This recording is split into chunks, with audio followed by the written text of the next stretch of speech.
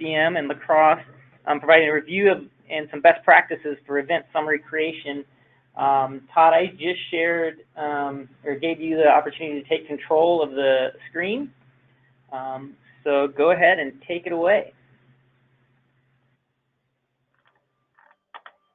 Okay, thanks, Randy. Thanks again for allowing me to talk on this subject. What I'm going to cover is going to be kind of a review for a lot of people perhaps listening, but it's related to the event summaries that we create after a severe weather event for our area. I just wanted to kind of review the process and talk about a few best practices, if you will.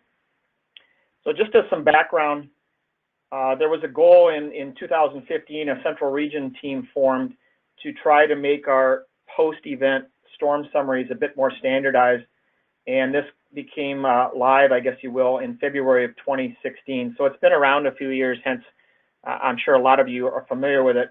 But the goals of this project were to kind of standardize the approach of our event summaries for not only the public but for our partners. They try to develop a modern, interactive, and user-friendly page that kind of fits today's standards. But we also wanted things to, or the capability to create relatively quick and easy pages that, you know, perhaps a lot of the different staff members could make, allow some flexibility for unique cases, knowing the uniqueness in each CWA and with each event. And then I guess one of my goals too is to get a standard link off of each web page, which we were able to do as well. In the transition of moving towards this, we did have some feedback about some offices preferred to make PDFs of the events versus web pages. So that was one of the hurdles. But either way, we just try to get, you know, more easy for people to find the information they need. So if you're not familiar, again, when people go to that climate and past weather link on our front of our regional pages, there's the event summaries link, and then you get these summaries. And I guess I would ask you to keep these event summaries, use it, and then keep them updated. Last week when we presented this for the symposium midweek part, last week I did a kind of a spot check of central region offices, and there were 31 offices of the 38 that were using it and keeping it updated. 3 were not, and 4 were kind of using hybrid. So again, knowing that people from all areas are using this information, we'd urge you to, at the very least, keep this event summary link updated if you create one. So just so you can find the background information about this, if you're still looking for it, it is found on the Central Region Intranet Services page, standardized storm summary, a Google page.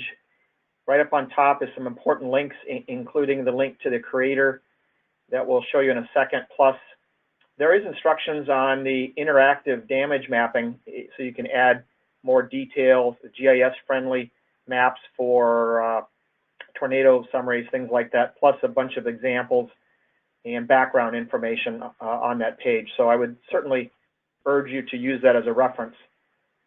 There is even a helpful pros tip sheet kind of right up on top. I'll show you that slide in a little bit that Kevin Scow created to you can be as a reference for people if they need more information on how to make these.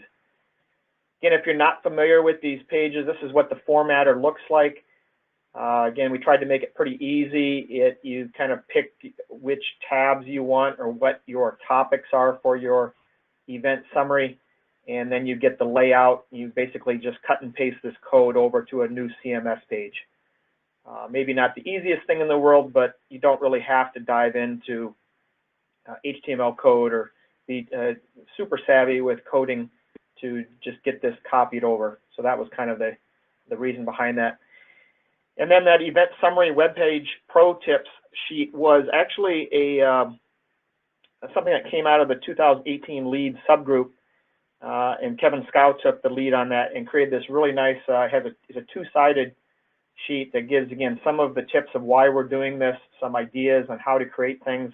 And while I don't show the back, on the back it talks about how to best keep storage space more at a limitation, which we'll get to here next. So speaking of that, remember some of the best practices with this and Brian Wallawander can perhaps add details to this later if he wants, but we do have some file space on the server. So when you're putting these pages together, remember things like pictures, videos is where a lot of the size adds up. Text is basically nothing, but when you start adding a lot of pictures and videos, it can make a big difference. You may not always need the really high resolution image that you have available too, and we would urge you to be picky. You don't have to put every picture that you gather from an event up on this summary. Just try to grab the images that best summarize the event and which loops perhaps better summarize everything for partners, for people that want to review it, that sort of thing. If you do have video, you can add a YouTube link to it, and that, again, cuts down on quite a bit of the space usage. And don't forget that animated GIFs are also fairly big files. So either optimize them, just like you might suggest optimizing pictures, or use them sparingly. And again, there are some more tips on this available on that pro tips sheet that you can download off the Central Region intranet site. As other best practices, certainly try to encourage different staff members to learn the process. You can use opportunities. You know, if no one's done it before, maybe you have a relatively smaller event and it's just a way to create a page, even if you don't have any plans to keep it around long term. Gives us some practice on creating it. Make sure you advertise the summary page so people can find it, certainly, and then, like I said before, keep your events page updated with new summaries. As you create them, you do have to take that step, or your webmaster, to update that events link off of our web pages. A couple other things we wanted to hit on is the idea of trying to get these event summaries up as quickly as you can. Just as a reminder, these are very widely viewed pages, and the fact that they're more standardized and easy to find just made them more so. So this is a way you can keep your partners and the public updated on storm findings. You know, you can let them know that you come back here and check this web page, and we'll keep it updated. The ROC can use this information too, which of course gets onto headquarters. A lot of times the views off of our web pages or for these event summaries kind of peak only 24 to 48 hours out. So it's important to try to get something up right away, really as soon as possible, because of the high interest. And don't forget, you're going to have interest from, you know, not only your public and partners, but other National Weather Service offices too.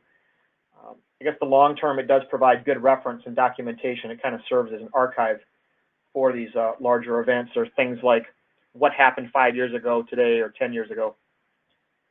Last page on the prompt publishing idea, and try to get a preliminary page online as soon as possible. I fully understand, having worked in operations for nearly 30 years, that it's workload driven, but by getting something up there, even fairly simple, you could just copy and paste the LSRs that you have or something. It at least provides that link so people know where to go and check back on it. If you're doing damage surveys, again, you can get a page up before the damager surveys, but you can update that so that people kind of know the status of it. And so that's kind of important to remember, is update it as information comes in. You don't have to wait for a final result to create this document or page, if you will. It can be kind of a living document that you can just keep updating and that people can keep going back to. You can send your media interest there so they don't have to keep calling and getting all the little updates that they need. And one last thing to just hit on here is, I guess, some exciting news of where this is kind of headed.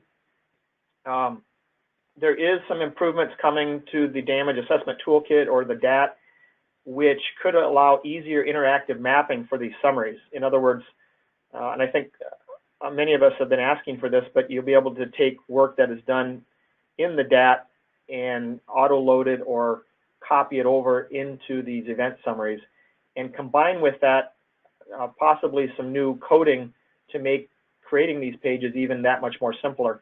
The screenshot I have below here is something that's also in the works that might come out later this calendar year, where again you can kind of pick your subjects, and as you drag and drop them over in another column, the page starts to show up on the right, so you can quickly see how it's going to look and how everything is going to lay out just based on your movement using JavaScript on the screen here. So that is it. I'll take any questions that you might have. Thanks, Todd. Great presentation. While waiting for questions, I'll make a comment. Coming a year ago from another region, I've been really blown away by the excellent work that you all have done in creating this template and this format for offices to standardize the event summaries and make it very easy and to have such a great look and feel for the region. It's just outstanding work. And really appreciate that. Yes, and I know it didn't meet everyone's needs. I can't really speak to that. We'd urge for people to give it a try, but we again tried to allow enough flexibility to, if someone has a standard practice that they're on that they've had good luck with, that they might be able to stick with it. Great. Well, thanks, Todd. Appreciate again on the overview and the best practices tips for everyone. So I'll turn it over.